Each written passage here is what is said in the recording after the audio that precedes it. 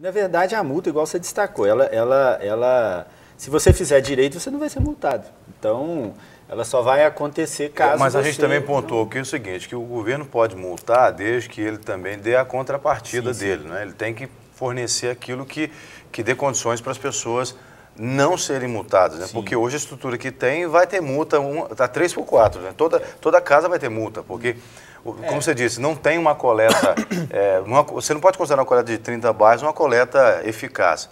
Mas eu queria tocar no outro ponto que você citou, dos parceiros que vocês têm com os catadores, que não são funcionários da prefeitura, são terceirizados, são parceiros, né? São associações de catadores de papel e resíduos. Por exemplo, eles poderiam ter toda a estrutura deles e eles fazerem uma coleta, porque isso aumentaria, isso é vantajoso para o próprio trabalho deles, né? Sim.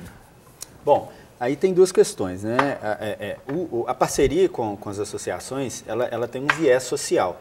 Ela não é só a questão da reciclagem, pura e simplesmente. É para apoiar pessoas que muitas vezes eram usuários de drogas, eram usuários de álcool, ex-moradores de rua, que não tem uma capacitação técnica também para estar no mercado de trabalho. Às vezes são analfabetos, não teriam como se inserir no mercado de trabalho de outra forma. Então, tem um viés social importante que é gerar emprego e renda para essas pessoas. Em relação à questão da coleta, o que acontece? Toda coleta ela precisa ter algumas regras para funcionar direito. Por exemplo, pontualidade, regularidade, eficiência. E muitas vezes essa coleta que é feita pelos catadores com os carrinhos, quando atinge uma abrangência maior, até por causa da restrição mesmo que o carrinho tem, né, como veículo de transporte, ela não consegue atingir todos esses parâmetros. Então a gente adota uma estratégia que é a seguinte: olha, a prefeitura vai coletar para você, né, os resíduos recicláveis e leva para você no galpão. E aí vocês vão fazer a triagem e a comercialização desse material. Então, é uma estratégia que a princípio...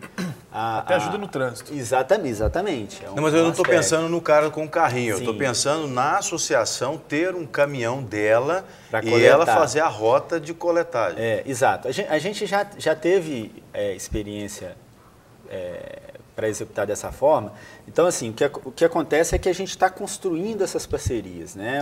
As associações cooperativas, elas estão se desenvolvendo ainda, é uma coisa um pouco embrionária.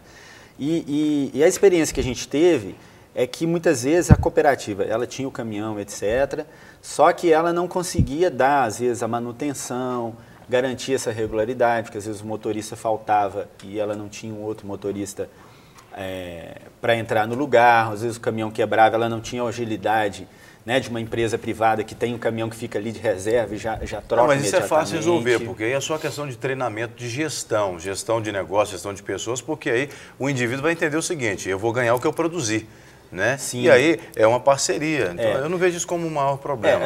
Assim, aí tem dois aspectos. Essa questão da gestão, toda empresa é difícil fazer gestão, né? Se a gente criar uma empresa, que nós 4 criarmos uma empresa, no início vai ser difícil, até essa empresa realmente dar certo, é um processo.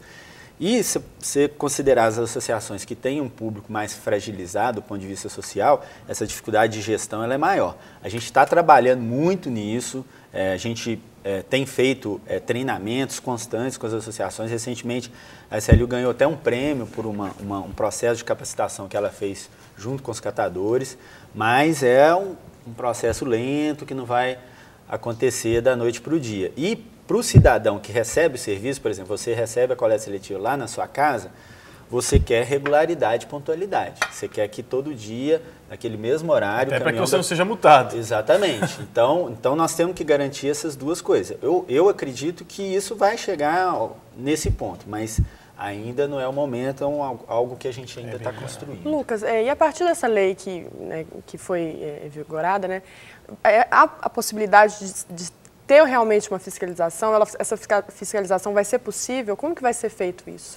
Olha, a gente agora está num processo ainda de adaptação para essa nova lei, né? A fiscalização no município ela é feita pela Secretaria Municipal de Fiscalização, já não é mais diretamente pela SLU, né? É terceirizado. É um outro órgão da prefeitura braço, exatamente, que faz fiscalização de todas as ações.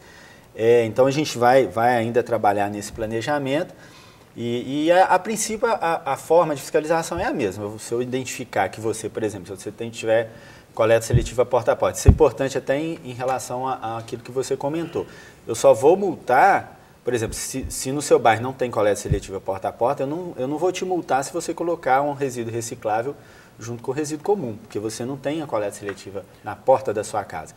Mas quem tem, né, quem mora nos bairros que tem a coleta seletiva, e caso você misture esse resíduo, no dia da coleta seletiva você coloque lá, por exemplo, uma fralda descartável junto com os resíduos recicláveis, aí você vai ser multado. E aí a gente tem algumas ações de acompanhamento, tem as patrulhas que rodam a cidade, tem alguns agentes que ficam identificando e encaminham essas identificações para a Secretaria de Fiscalização. É um processo bem embrionário, pelo que nós estamos percebendo, né? Tudo está bem começando. Sim, tá. É assim, uma construção. Bem otimista, Lucas. Você acha assim, que em quanto tempo, talvez meses ou anos, eu não sei, esteja efetivamente funcionando, 50% do sonho ainda? Porque não tem condição da gente... É um país muito grande, Belo Horizonte é uma cidade grande, já com desenvolvimento, por mais que tem muita gente que acredita que Belo Horizonte ainda é pequenininho, é uma cidade com mais de 1,5 milhão de carros, uma cidade que cresceu assim, assombrosamente, por se assim pode usar o termo, mas muito, muito, muito mesmo. E otimistamente, assim, você acredita que em quanto tempo isso estará sendo, assim, operado de maneira, com metade do seu sonho? Olha, depende de todas essas variáveis que eu comentei, né? Obviamente que, por exemplo, se essa regulamentação, se essas estratégias do governo federal derem certo e a logística reversa for implantada efetivamente, aí, num prazo de 2 anos, a gente já vai ter um avanço significativo. Agora, se ficar só por conta da prefeitura, vai depender muito dos recursos, dos investimentos, né? Porque, assim, existem outras questões que a prefeitura precisa prestar atenção, a saúde, a habitação, a segurança, né? Então, o dinheiro, ele é um só.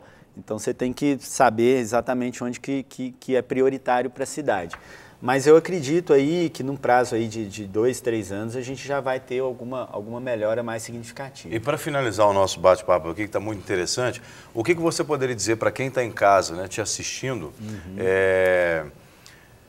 tendo ou não tendo coleta seletiva no bairro da pessoa? O que a pessoa pode fazer para diminuir o impacto no meio ambiente e para facilitar o trabalho da SLU? Porque a gente sabe também, a gente não quer aqui de maneira alguma pesar o fardo de vocês que estão lá. A gente sabe que vocês são responsáveis por uma área na cidade que todo mundo percebe facilmente que quando começa a amontoar sacolinha...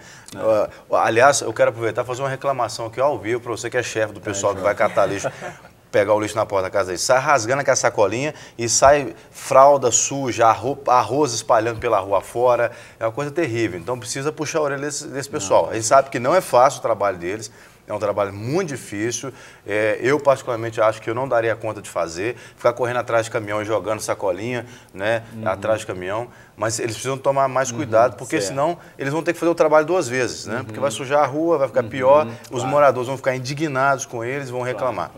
Mas voltando à minha pergunta é o seguinte, o que o pessoal que está em casa, né, a gente poderia fazer para amenizar o trabalho de vocês e ajudar nesse processo, tendo ou não tendo coleta seletiva? Olha, no caso específico da coleta seletiva, além da coleta porta a porta, você tem os containers, né? Então as pessoas que querem participar e separar os seus resíduos e ajudar na reciclagem, elas podem levar esse resíduo para os containers que estão espalhados na cidade inteira. É uma forma de contribuir e de participar. Mas até mais importante do que isso, ou tão importante quanto isso, é isso que você falou, que é muito, muito interessante. Simplesmente não jogar o lixo no chão já está ajudando demais a SLU, porque às vezes o gasto que a gente tem, que é um gasto muito elevado de varrer a cidade, né? Por exemplo, o centro da cidade é varrida várias vezes ao dia, e domingo e feriado, sem parar. Às vezes, se a gente pudesse varrer menos, né? Se as pessoas não jogassem tanto o lixo ali no chão, e às vezes entulho, e poda, e pneu, e isso qualquer... É uma coisa inadmissível, né? O sofá velho da casa dele joga na rua. Se essas atitudes não fossem tomadas, já ajudaria, sim, muito a SLU, e até, de repente, a gente poderia fazer uma economia de recursos, porque você gastaria menos limpando a cidade, e aí a gente poderia até estar ampliando, por exemplo, a coleta seletiva, com esse recurso que a gente economizaria na limpeza. Então, isso que você falou é muito importante. A população ajudar a SLU a fazer a cidade ficar mais limpa, já é para nós uma enorme contribuição.